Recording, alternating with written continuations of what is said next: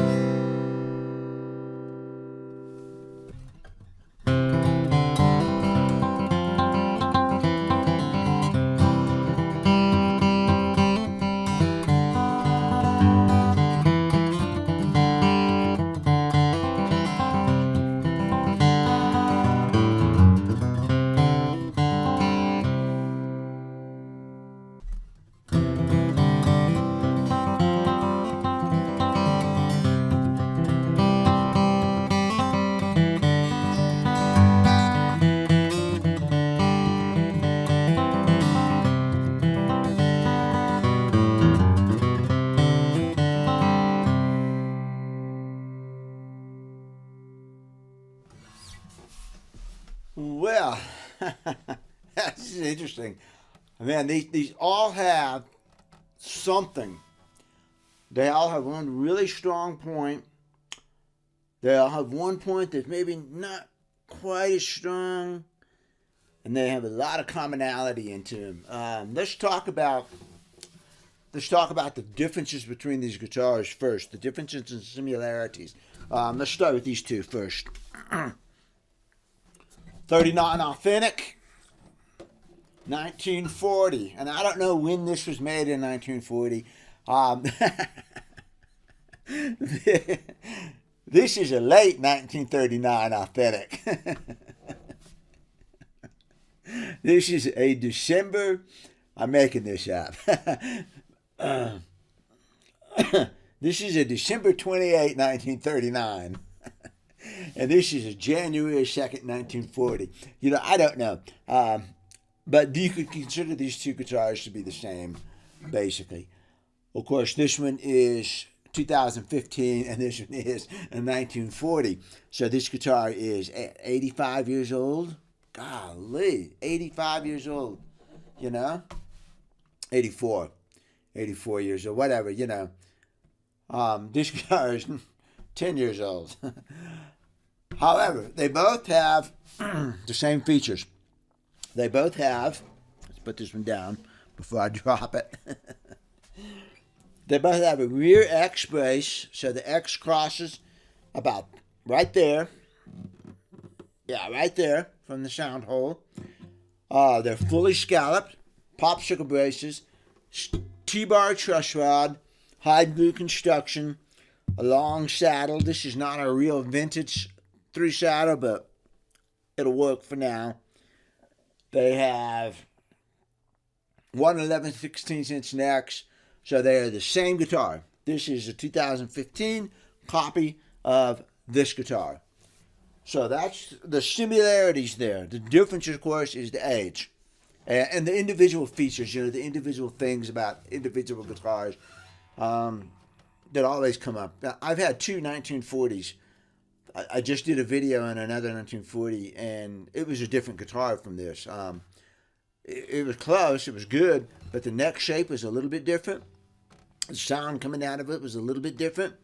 And so there's always these individual things in individual guitars, and especially after 80 years, they've developed a little bit of character. So, you know, they're not going to be identical. No two, you could take 6 1940s and they'd all be a little bit different. So you got to keep that in mind. All right, so this one also has been refinished. It has a wonderful refinish. This is a very, very, very light refinish. And what's interesting is I've seen this guitar twice now, and it's got this little thing going on right here that I swear is getting a little bit worse, and I wouldn't do a thing about it. I don't know what's causing that. The finish is shattered there. It's almost an adhesion problem. I don't know. But it has a great refinish. It's really, really thin, and I'm sure that helps this guitar a little bit. The X brace on this one is right there. Yeah, it's right there. Rear X, steel bar T truss rod. Same guitar. Okay? Same guitar. This one's different. This is the 1942. And this one's a little bit different because it has a rear X brace. It's fully scalloped. It's got all that stuff on it. 1 11/16". The difference on this guitar, an ebony truss rod. 1942 is wartime coming up. They're starting to cut back on metal. Wartime's already on. Yeah, 1941, December 7th. So wartime is on. They're starting to cut back on the metal.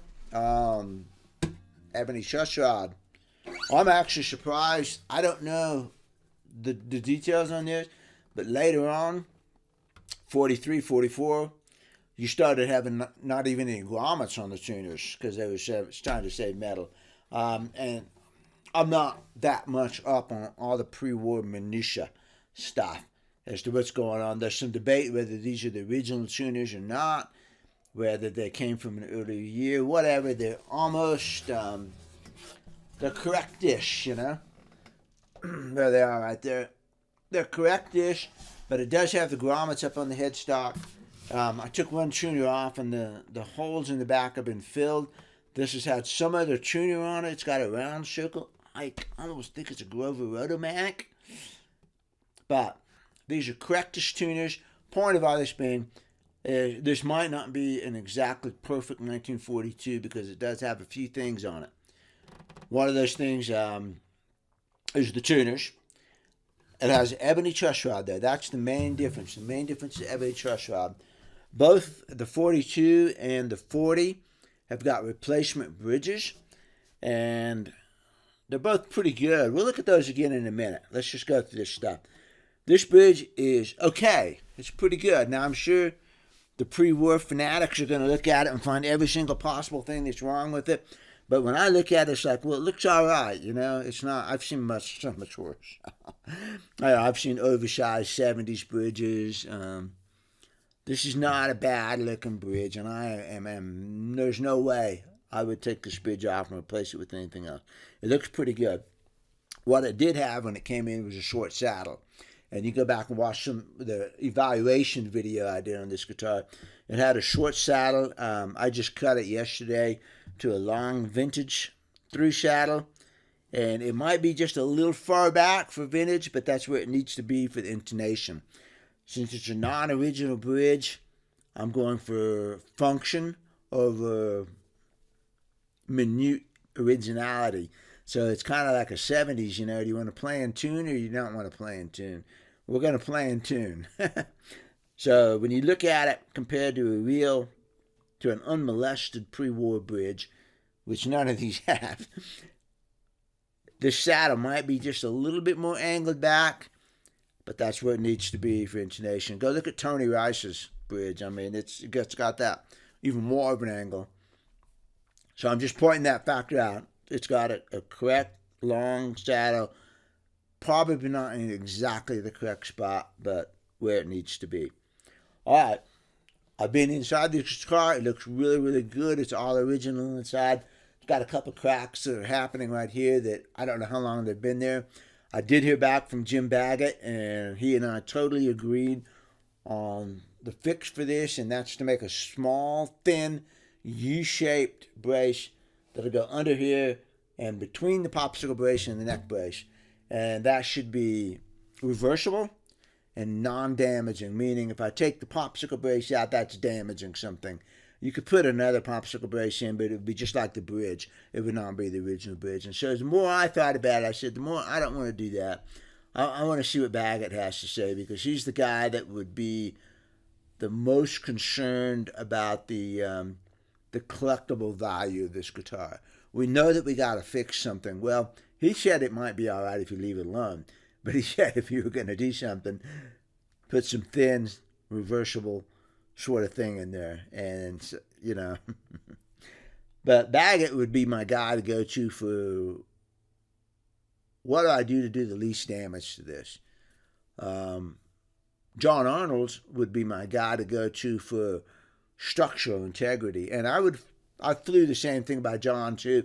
He said the same thing. So when you got two guys like that both agree with me, you know, all three on the same page on that, I think that's a safe way to go. So anyway, that doesn't affect much on this, but this is going to get strengthened up a little bit. 42, it's got this big crack in the back right here. Like I said, somebody filled that in, and now it's got a little bit of a buckle because it changes with humidity. I would not have filled it in. I would have been very cautious about doing that. But here it is. All right, all that talk. I got ahead of myself there. Ebony truss rod on this guitar. Bracing is the same, woods are the same, everything else is the same. Ebony truss rod. That's what I think you were hearing in this guitar, and it is light.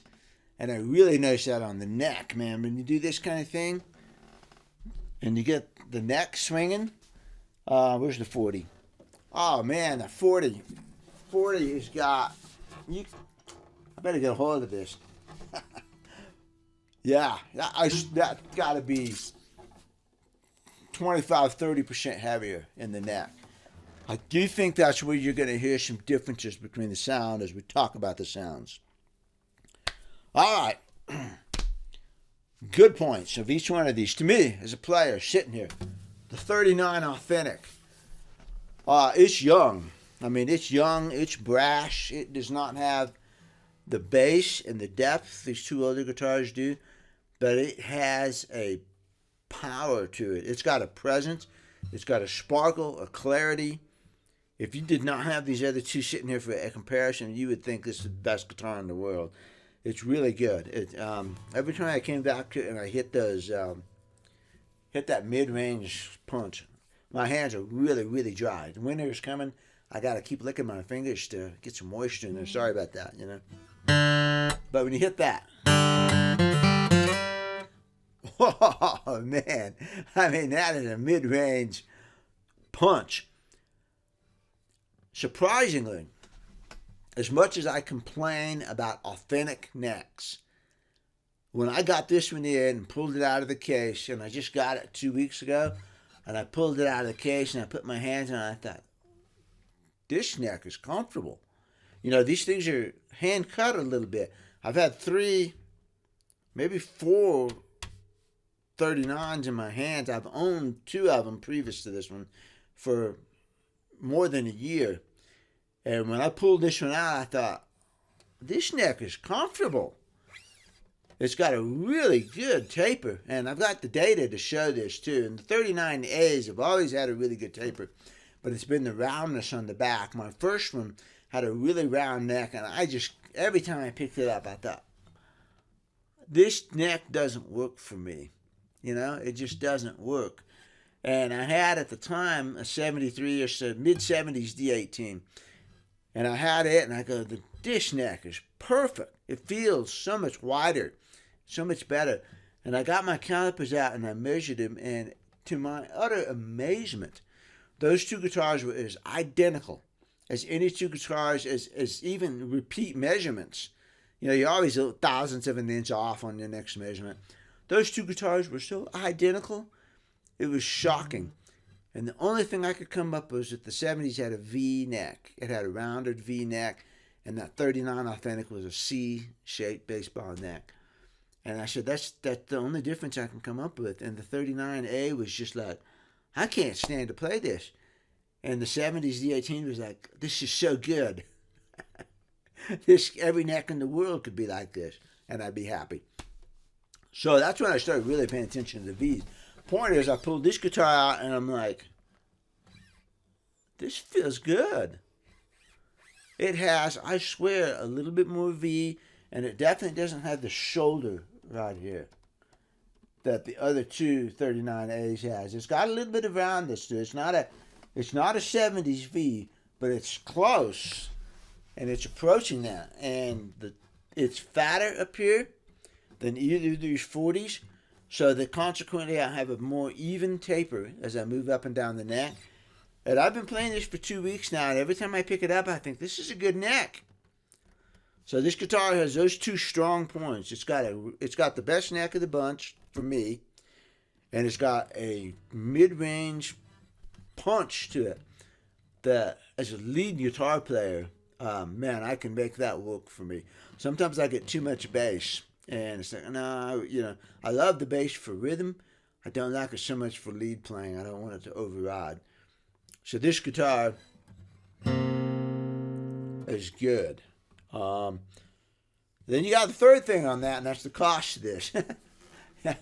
This guitar is $4,000, and you couldn't buy one string off of either one of these pre-wars for that much. So you got a little bit of a value thing going on here. I mean, if you've got the money for a pre-war, it's definitely a better guitar. There's no question. But that 39A has got some game. And the thing where it lacks the most compared to the pre-wars is in the bass. When you hit the G chord,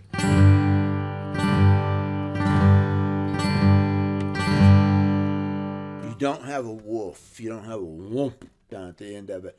It's a more even, balanced tone. But it's not bad. And it's got a lot of treble going on. I'm not sure, as a matter of fact, it's tricky. Tone is tricky. And it could very well be that that guitar has got more highs going on, that in the low notes it's got more upper partials going on that make it seem less bassy. And that's what I call the sparkle. It's a sparkle up there. So it's just high frequencies that I can't necessarily identify because I have a high frequency hearing loss, but I do feel them up there, and the brain feels it in. So it's hard for me right now to really tease that apart and say whether it's really a lack of bass or whether the fact that it's got more upper partials on it where the bass seems less bassy. Kind of like a Telecaster rolling the tone knob off and on. You say, oh, that's more bassy. It's really not more bassy. It's got exactly the same low frequencies. You just rolled off the high frequencies and you made it seem like there was more low frequencies. But you're not boosting the lows. You actually have exactly the same lows. You're just rolling off the highs. And I wonder if that's not the case on this. So listen to this one.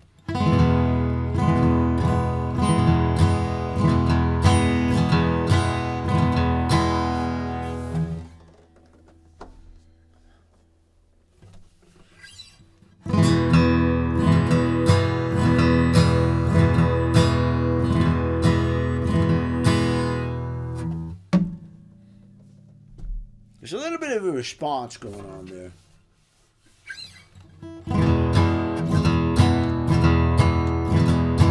But you should hear what I'm talking about. You should hear what I'm talking about. And there's definitely a different bass response between the 40 and the 39. And when I pick up the 40 every time, it's like, wow, man. I mean, it's warm. It's warm and it's got more volume.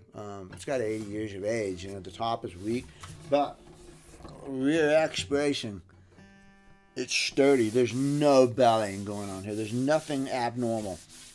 The top has a rise in it, but there's nothing weird. That top is in incredible condition for 80 years old, and so is the 42. I am just such a fan of rear expirations now. But every time I pick this guitar up, these two, it was this. It was that warmth that got me. The 39A's got that mid-range clarity, sparkle punch. This has got a warmth to it. Man, it sounded so good on the cross-picking stuff,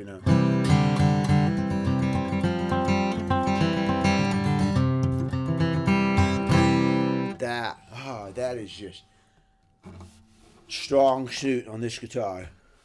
The warmth, the volume, and it's still, obviously, it has plenty of treble, Tons of treble. It's a D18,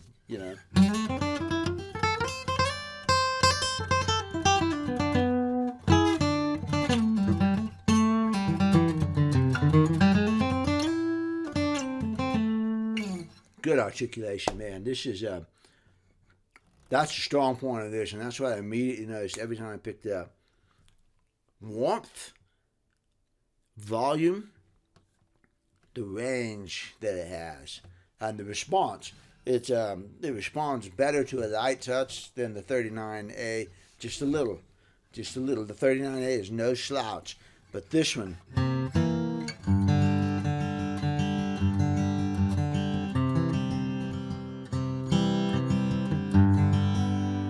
That kind of thing. Man, it responds good to that. All right, what do I not like about this guitar? Coming off the 39A, the neck is slim up here in the first couple of frets. It's not intolerable, but it definitely has a pretty good taper to it. I've got measurements for this again. I might throw them on at the end of this if I can remember. But it's slim, and it gets not too chunky. It gets nice up in here. I wish... This is what I would think of a typical authentic neck as. This is probably real close to the 41. Where's the 41? Let's put it in the case.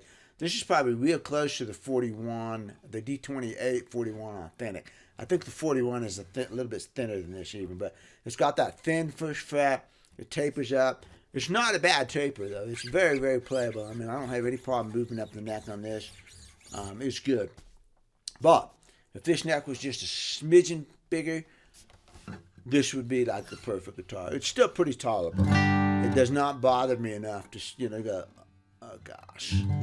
It's pretty good. You put a capo on the second fret and you're in heaven. So, and it's got a nice V to it. It's got a little bit more V than the 39, just a little bit. That is so hard to measure. It's a matter of rubbing your thumb back and forth on it, But it definitely is. It definitely has a rounded V up here, up the neck. And it's got a little bit of on deck here. It's good. It's not C-shaped. So, but if I have to come up with a complaint about this guitar, it would be the neck is skinny.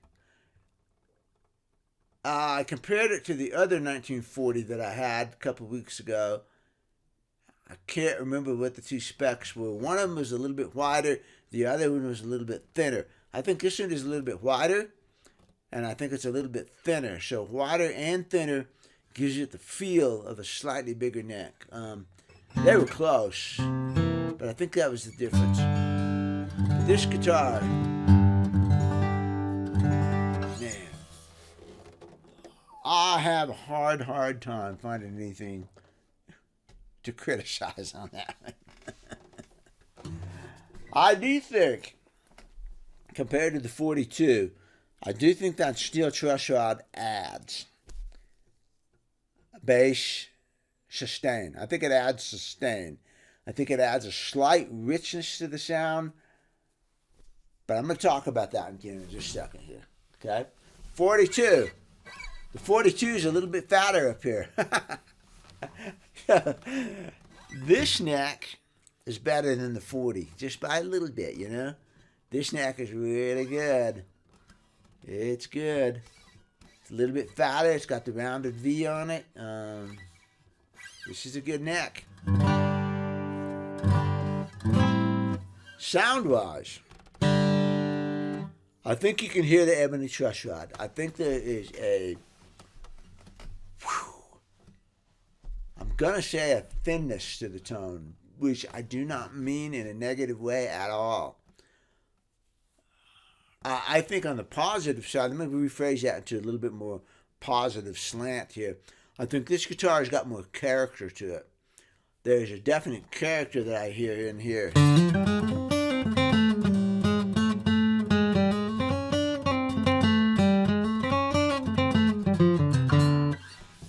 And you could call it a thinness. You could call it woodiness. But listen to this one.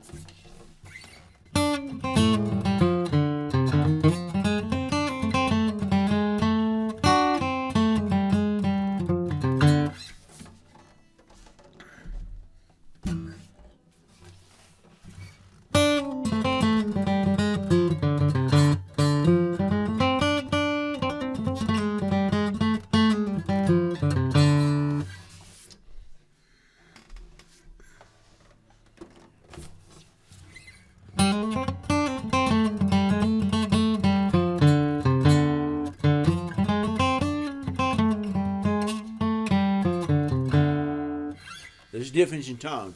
And that's where I hear it, is in that mid-range thing. I hear it in the bass. Again, there's probably something going on with the upper frequencies of those notes. This one might have more upper frequencies. I could call it thin. I could call it hollow. I could call it twangy. I could call it punchy. And I think maybe the 40 has a fatter sound to it. This has character, I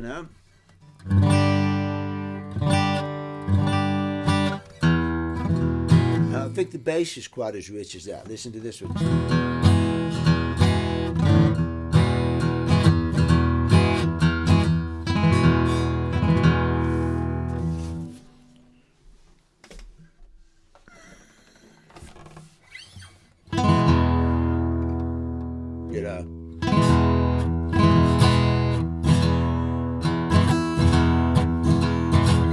That bass might even be a little bit overpowering. If I get on it and hit it hard,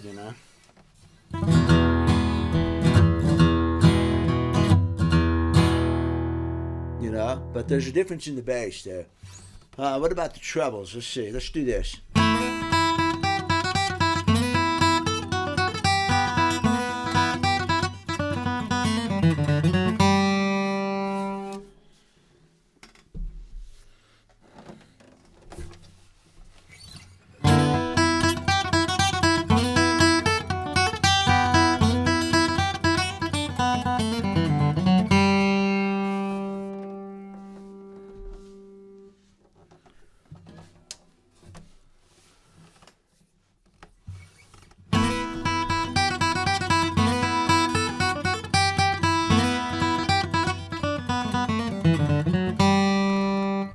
hear a difference, yeah. Which one do you like better? I think this would cut better in a jam. I think I'd be heard. But it definitely doesn't seem quite as fat as that 40s. I thought the swing chord sounded really good on this one.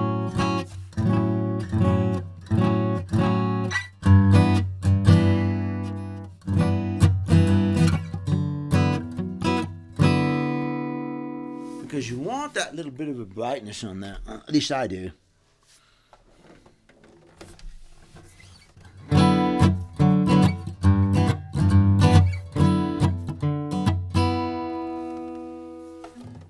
Darker tone.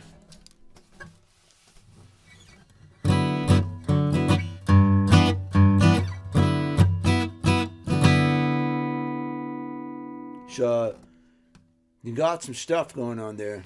That's the difference on that. This guitar is so light too. This is an interesting guitar. What about the cross picking stuff?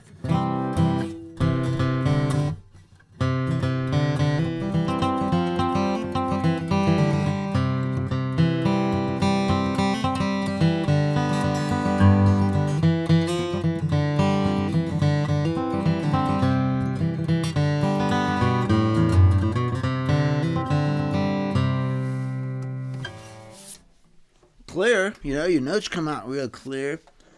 I think the 40, you want a little bit more sustain maybe in the cross picking.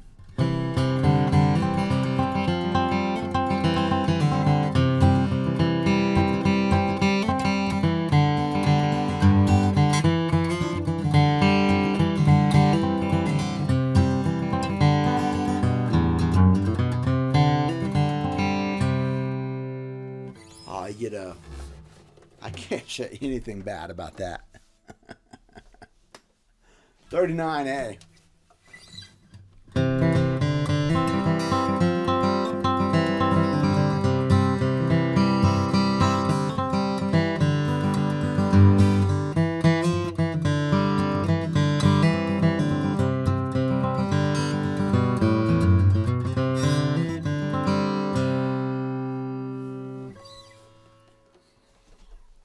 It's hard to say anything bad about that too, except that it's a little young sounding. It's green. It doesn't quite have the warmth again that this one does.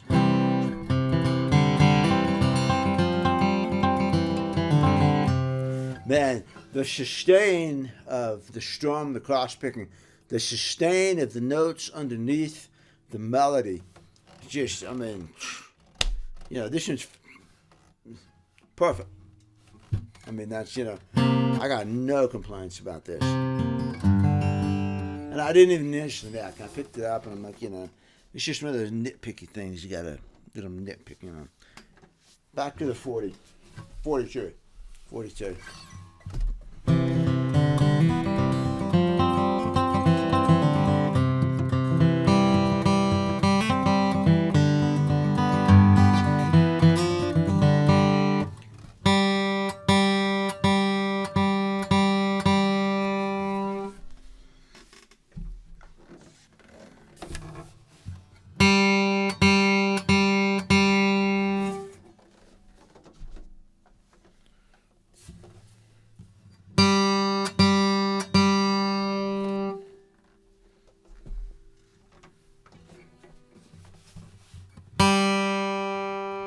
You can hear it there. That might be something that I do as I start playing with the saddles. I have a really, really, really hard saddle material in here right now, and I might go to a softer material to see if I want to smooth it out. I may not, I might want to embrace the uniqueness in this guitar. I might want to embrace the character, not try to reduce the character. I could use that. I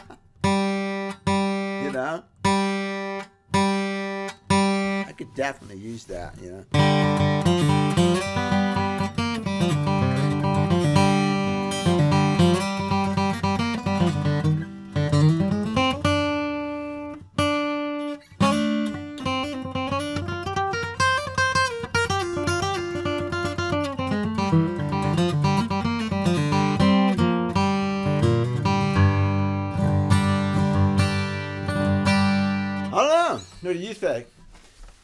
Would you embrace that and use it, or would you try to mellow it out? Is it a little bit too much, maybe? I don't know.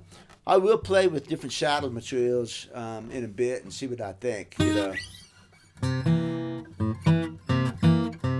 I will say that I did a nut on this one, and I did probably the best nut I've ever done in my life on this.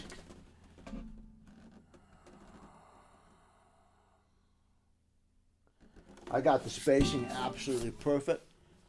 I got everything so good on this guitar, and it widened. I made it just a smidgen wider, and it feels so comfortable up here in this first position. There's just all this room for 1 11/16" neck. There's just all this room up there at the neck. You gotta make the B7 chord or something like that. Gosh, it's so comfortable. You use that a lot in the Beaumont Rag thing.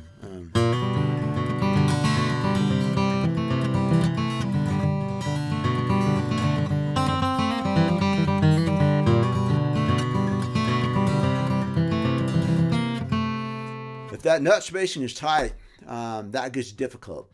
When it's just a little bit more open, it's so easy to do that. Get your fingers clear.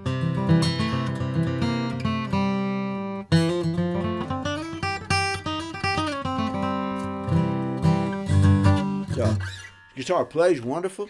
Got plenty of saddle. You know, it's a low saddle. It's not too tall, but it's got plenty for adjustment. And because it's scooted back, it's pretty close to this low E. So even if I drop it a little bit more, it's gonna have lots of bite. This is a cool guitar. This is a really cool guitar, and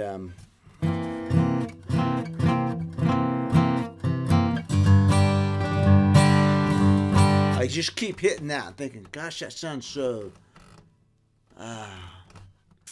It's more open, maybe, than the 40. It doesn't quite have the sustain and the depth and the richness, but it's got something going on there. It's clear, open, you know. That's ebony truss rod. I've played other guitars with ebony truss rods, and they have that sort of clean, open, woody, clear sound.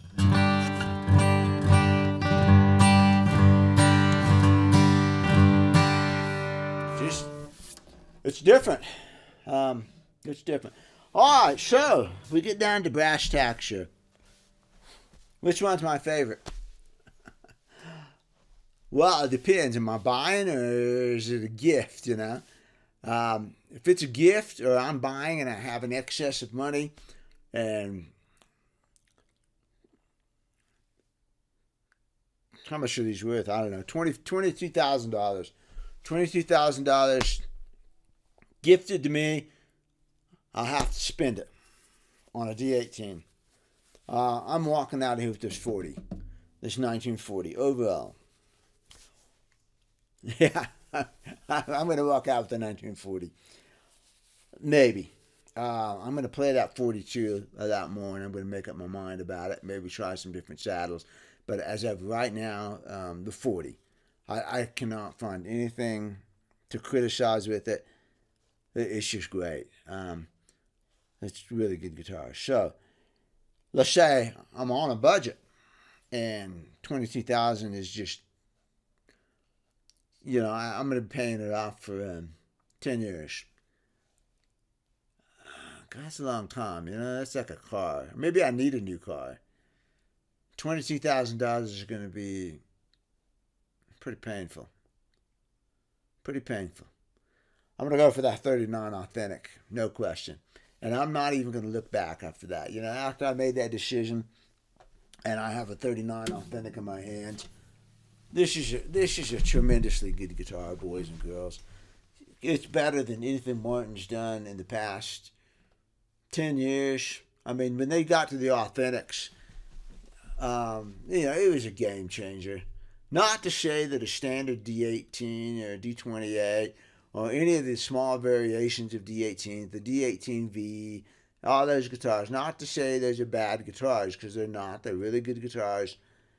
But the authentics click up, especially if you like the historicity of the things, you know. They are pretty accurate guitars, as you can see when you get it right next to an actual 1940. that was made, January 5th, right after they came back from vacation, and making this one. you know, this is a pretty accurate guitar, and I feel pretty confident that if you got in the time machine and went back to 1939 and got a brand new one off the shelf, it's going to be like this. It's going to sound an awful lot like this. This might actually sound better because there's things that we know. There's a little bit better construction. It's more consistent. That might be a stretch to say it sounds better, but I'm pretty confident that this guitar sounds like a brand new 1939 would sound, and if you bought this off the rack in February of 1939. So this is a tremendously good guitar, and especially for the money, I think if you got into a pack of real ones, I think you'd be good. It's the player, the player is going to be 80% of this anyways, but that 39 Authentic is a really good guitar. My third choice, and I'm not sure this would be my third choice. Again, I've made the other two choices. I based it on the guitar, and I based it on the value. And now you got this 42 here. And this is a very interesting guitar. Like I just keep saying over and over and over, it has a unique tone. If I had the 39 already and I had to pick between the 40 and the 42, I would probably take the 42 because it's different.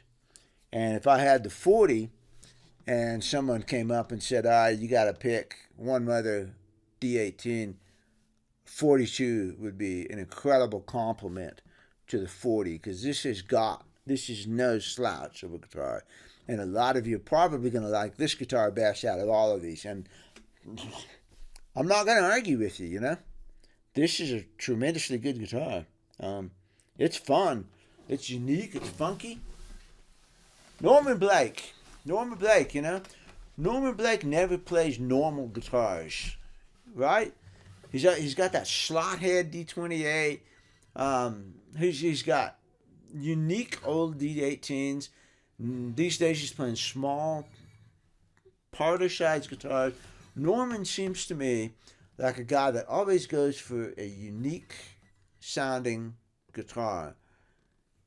And so that's the attitude I have in my mind, is that like this is kind of a Norman Blake-ish guitar. Not that a guitar that sounds like Norman, but has that attitude of this is a different sounding pre-war D18. And so that's where the real value of this guitar lies, the uniqueness of this thing with the ebony truss rod and the ebony truss rod.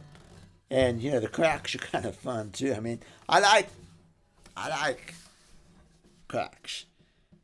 Where on top, this guitar has been played. We know the history of this guitar, and it's great, It's really good. The guy that owns this went up and mountaintop and bought it from the guy, and it's just, you bought it from that guy, and to me, this is his story in here. This is his character. I wouldn't change a thing on this. That's honoring the people that came before you. So this guitar's got a lot going for it. I would be really hard pressed to take the 40 over this, but I think I would. Maybe. That's so good. If I was a finger picker, I might take this one. So clear. Alright. I'm going to play on each one of them now. This is just me fooling around on the guitars and playing them. So you can hear more of them if you want to. What a great opportunity to sit down there with two pre-wars and an authentic that matches them. So, having a lot of fun with these. I believe the 42 is about done too. I'm going to put the little brace under the popsicle. I'm going to experiment with saddles, and then I'm going to keep an eye on it. I had to do a compression refret on it, So I'm going to make sure that it stays, which is a good educational opportunity for me. Most of the time I've done compression refrets, I've had to send the guitar back, and I get to hang on to this for a little bit. So we're going to be seeing it some more. Let's play some stuff here.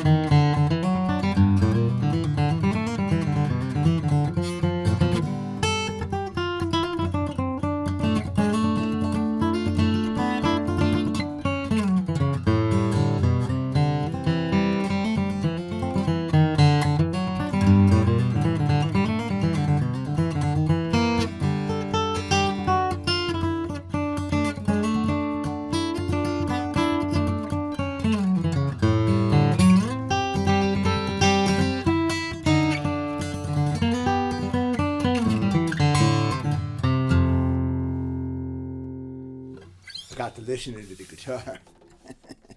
Look how far it has.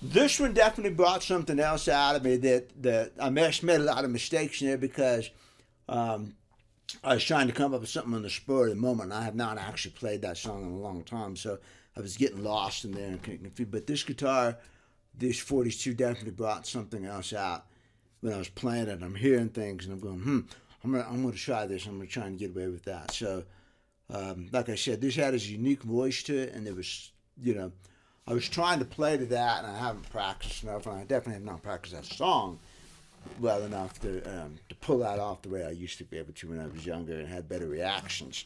But yeah,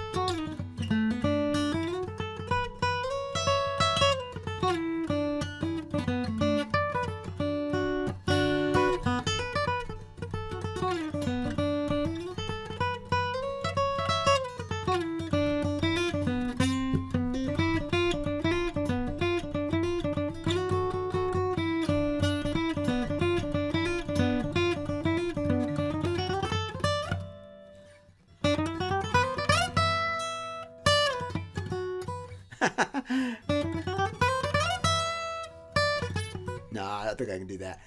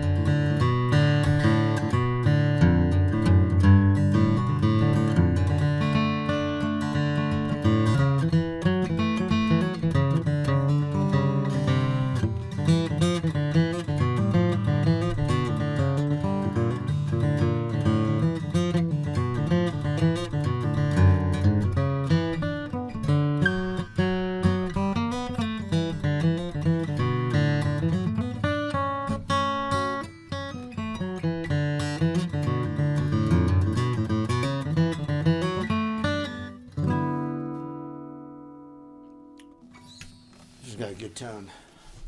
Oh, golly. What do you think?